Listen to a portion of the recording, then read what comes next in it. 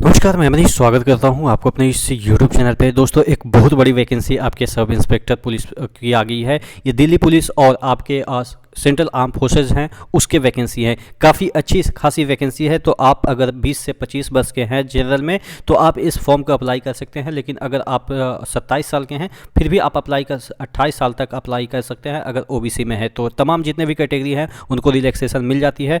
अच्छी खासी वैकेंसी है तो आप इसको ज़रूर ट्राई कीजिए। जो फॉर्म है उसका अब एक एक चीज़ों को हम देखना चालू करते हैं कि कब से फॉर्म भरा जाएगा, फिजिकल कब होगा, कितने पैसे लगेंगे, कब सिलेक्शन होगा, कब आपके ज्वाइनिंग होंगे। तमाम चीज़ें इस नोटिस में दे रखा है। तो चैनल पर नए हैं तो सब्सक्राइब जरूर कर लीजिएगा ताकि आपको हर एक अपडेट आपको मिलती रहे। तो चलिए शुरू करते हैं। यहाँ पे आप देखेंगे कि 4 से 28 के बीच आपको सब इंस्पेक्टर दिल्ली पुलिस और सेंट्रल आर्म फोर्सेज में आपको मिल रही है यहाँ पे एसआई बनने की।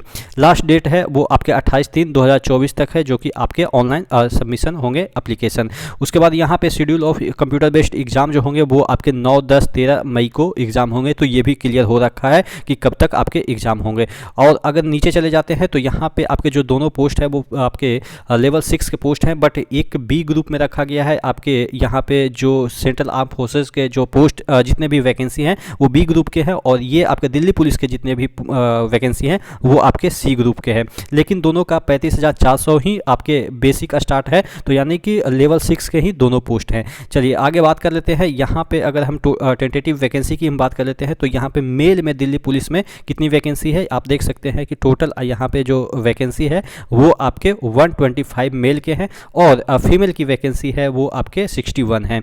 उसी तरीके से सेंट्रल आर्म फोर्स के जो आपके CAPF के, BSF के, उसके बाद CISF के, CRPF के, ITBP, SSB, टोटल जो वैकेंसी है यहाँ पे आप देखेंगे कि 4001 वैकेंसी है। तो या आप मान के चलो कि 4000 प्लस टोटल वैकेंसी हो जाते हैं, तो अच्छी खासी वैकेंसी आपको देखने को मिल जाती है। उसी तरीके से महिला की हम यहाँ पे एक सर्विसमैन की बात करें तो यहाँ पे उनको 10% का रिजर्वेशन दे रखा है, तो यानी कि 401 वैकेंसी उनके लिए अलग से है। चलिए और आगे हम बात कर लेते हैं। देखिए टोटल ये है तो ऑब्वियस है इसका 10% आप 400 ही मान के चलो, तो 401 वैकेंसी इसमें अलग से जो है वो एक सर्विसमैन को दे रखा है। अगर हम बात करें रिजर्वेशन वगैरह की तो रिजर्वेशन आपके जो है वो मिल ही जाते हैं आपके एज में। लेकिन यहाँ पे आप देखेंगे कि जो चीज़ें दे रखी है और भी हम देख लेते हैं कि कौन कौन से भर सकते हैं। Citizen of India, Nepal, Bhutan वगैरह वगैरह के जो लोग हैं वो भर सकते हैं। एज की हम बात कर लेते हैं। यहाँ पे आपको एज है वो 20 से 25 दे रखा है, और आपको यहाँ पे एज का लिमिट भी दे रखा है कि 1/8/2024 तक आपके 20 से 25 होने चाहिए। लेकिन यहाँ पे दे रखा है कि डेटेड 14/7/88। यहाँ पे 1 minute, age limit for post 20 से 25 candidate must have been born not earlier than 2/8/2099 से पहले आप पैदा नहीं लिए हों, ऐसा इसमें कहा जा रहा है। उसके बाद जो कैटेगरी वाइज आपके एज रिलैक्सेशन है वो तो दे ही रहे हैं 5, 3, 3, और आपके जो एक सर्विसमैन है या बीडो वाले हैं तो उनको अलग से यहाँ पे एज रिलैक्सेशन मिल जाता है। उसके बाद यहाँ पे अगर हम बात कर लेते हैं कि नीचे क्या दे रखा है, तो आप नीचे चले जाइएगा इस नोटिफिकेशन को, तो आप देखेंगे कि यहाँ पे अप्लाई करने का जो वेबसाइट है वो तो ऑब्वियस है ssc.nic.in पे इन पे आप जाके इसको वेबसाइट पे जाके अपना फॉर्म जो है वो सबमिट करेंगे। फ़ी की हम बात कर लेते हैं तो 100 रुपया लग रहा है, लेकिन वुमेन और SC ST कैंडिडेट एक सर्विसमैन वाले को यहाँ पे फीस नहीं लग रहा है, ऐसा यहाँ पे कहा गया है।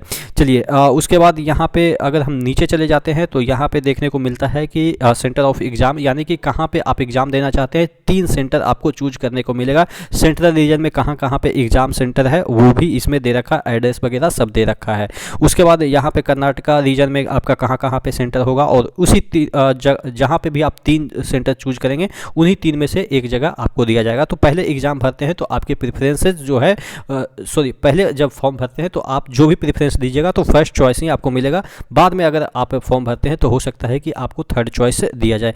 स्कीम ऑफ एग्जाम की हम बात कर लेते हैं तो पेपर 1, उसके बाद आपके फिजिकल स्टैंडर्ड टेस्ट और फिजिकल एंड्योरेंस टेस्ट होगा, उसके बाद जाके पेपर 2 होगा। कहने का मतलब ये होता है कि यहाँ पे आपको पेपर पीटी और मेंस के बाद फिजिकल नहीं होता है, पीटी के बाद ही आपके फिजिकल हो जाएंगे, और फिजिकल के बाद जाके आपके पेपर 2 होंगे। तो यहाँ पे ध्यान देने वाली बात है कि आपको फिजिकल अच्छे तरीके से तैयारी करनी है, तभी आप पेपर 2 में बैठेंगे। लेकिन अगर हम बात करें मेरिट डिसाइडिंग की, तो मेरिट आपके फर्स्ट पेपर और सेकंड पेपर के बेस पे ही होगा। फिजिकल का कोई महत्व नहीं है, सिर्फ और सिर्फ इसमें पास करना है। लेकिन ध्यान देने वाली बात है कि जो आपका मेरिट है वो उसमें आपके पीटी के भी नंबर आएंगे। पीटी यानी कि जो पेपर 1 के जो नंबर है, प्रीलिम टेस्ट की हम बात करें, उसका भी नंबर और इसका दोनों जो पेपर है उसका नंबर जुटेंगे। और एक अच्छी बात यह है कि अगर एनसीसी कैडर के लोग हैं तो उनको दोनों पेपर में बोनस अंक दिया जाएगा, वो नीचे दे रखा है। चलिए अगर हम बात कर लेते हैं पेपर 1 की, तो इसका सिलेबस आप देखेंगे 50-50 क्वेश्चन 4 सेक्शन से पूछे जाएंगे, मैथ्स, रीजनिंग, इंग्लिश और उसके बाद जीके,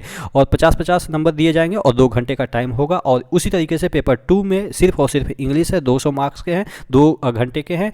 लेकिन ध्यान देने वाली बात यह है कि ये आपके ऑब्जेक्टिव है, सब्जेक्टिव इसमें कुछ भी नहीं है। निगेटिव मार्किंग की बात करें तो 0.25 इसमें निगेटिव है पेपर 1 और पेपर 2 में, दोनों में। उसी तरीके से अगर हम नीचे चले जाते हैं तो यहाँ पे एनसीसी कैडर वाले जो लोग हैं उनको यहाँ पे देखिएगा पेपर 1 और पेपर 2 दोनों में ईच पेपर में आपको बोनस मिलेंगे। जो कैडर वाले हैं यानी कि सी सर्टिफिकेट वाले हैं उनको 10 मार्क्स, और बी सर्टिफिकेट वाले हैं उनको 6 मार्क्स, और ए सर्टिफिकेट वाले हैं मैक्सिमम यहाँ पे 4 मार्क्स इनको अलॉट किए जाएंगे। उस दोनों पे आप समझ सकते हैं, दोनों पेपर पे इनको मिलना है। पेपर 1 का सिलेबस आप देख सकते हैं, रीजनिंग में ये सब प्रश्न पूछे जाएंगे, जनरल नॉलेज में आप देख सकते हैं, क्वांटिटेटिव एप्टीट्यूड में। ये वाला जो पीडीएफ है वो मैं शेयर कर दिया हूँ अपने टेलीग्राम पे, तो आप जाके उसको देख सकते हैं। स्टडी विथ ER मनीष नाम से एक टेलीग्राम चैनल है वहाँ पे।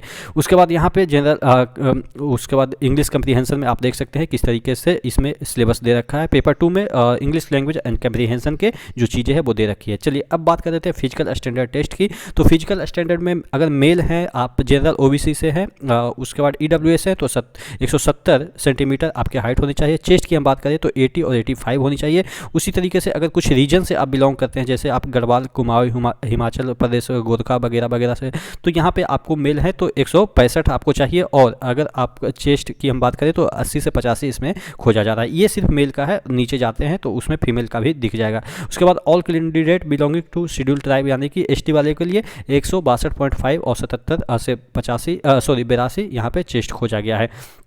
उसके बाद यहाँ पे देख रखा है कि फीमेल जितने भी कैंडिडेट हैं जनरल OBC EWS उनको 157 चाहिए सेंटीमीटर हाइट, और उसके बाद फीमेल जो है वो इन एरिया से बिलोंग करते हैं तो 155 चाहिए इनका हाइट। उसके बाद all female candidate belonging to schedule tribe की हम बात करें तो 154 इनका हाइट चाहिए। उसके बाद वेट की हम बात करें तो वेट आपके करस्पॉन्डिंग जितने भी हाइट है उसके करस्पॉन्डिंग आने चाहिए, ठीक है, बॉडी मास इंडेक्स से आपको पता चल जाएगा। उसके बाद अगर हम फिजिकल एंड्योरेंस टेस्ट की बात कर लेते हैं तो मेल कैंडिडेट के लिए ये दे रखा है कि 100 मीटर का स्प्रिंट रन होना चाहिए आपके 16 सेकंड में, और आपके 1 माइल का 1.6 किलोमीटर जिसे कर सकते हैं कि 6.5 मिनट में आपको दौड़ लगानी है। लॉन्ग जंप की बात करें तो 6.65 मीटर 3 चांसेस आपको मिलेंगे। हाई जंप में 1.2 मीटर आपको 3 चांसेस मिलेंगे, ठीक है, 3 चांस में आप क्लियर कर सकते हैं।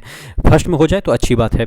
शॉर्ट पुट की हम बात करें तो यहाँ पे बेट आपके रहेंगे 16 LBS, और आपके जो मीटर फेंकने हैं वो 4.5 मीटर फेंकने हैं, 3 चांसेस आपको मैक्सिमम मिलेंगे। उसकी तरह आप फीमेल की हम बात करें तो 100 मीटर का रेस है 18 सेकंड में, 800 मीटर यानी कि हाफ माइल का जो रेस है वो आपके 4 मिनट में। लॉन्ग जंप की हम बात करें तो 2.7 मीटर है, 3 चांसेस यहाँ पे भी मिल रहे हैं, और हाई जंप की हम बात करें तो 0.9 मीटर है जो कि 3 चांसेस यहाँ पे भी मिलेंगे। जो भी फीमेल कैंडिडेट है उनके लिए चेस्ट मेजरमेंट नहीं होता है, ये आपको यहाँ पे दे रखा है। और यहाँ पे कुछ और है नहीं, आई साइट दे रखा है कि मिनिमम जो eye sight should be N6 better eye, and यहाँ पे N9 वर्स आई, यानी कि इन्हीं के बीच होना चाहिए। The minimum distance vision should be 6.6 better and 6/9 worse eye, यानी कि इन दोनों के बीच आपके आई होनी चाहिए, ठीक है। तो ये चीज़ें दे रखी है। उसके बाद यहाँ पे आपके दे रखा है कि क्या क्या ट्रेनिंग वगैरह में होगा, टार्जन स्विंग वगैरह वगैरह, तो ये तो बात की बात है, ये अभी का मैटर नहीं है। टैटू में आपका कहाँ पे कितना लोकेशन होना चाहिए, साइज कितना होना चाहिए टैटू का, लोकेशन टैटू का कहाँ पर होना चाहिए, ये सब चीज़ें दे रखी है। और तो यहाँ पर कुछ दे नहीं रखी है। तो आशा करते हैं सभी चीज़ें मैंने आपको अच्छे तरीके से समझा दिया। चैनल पर नए हैं तो सब्सक्राइब जरूर कर दीजिएगा। नेक्स्ट वीडियो मिलते हैं, तब तक के लिए जय हिंद।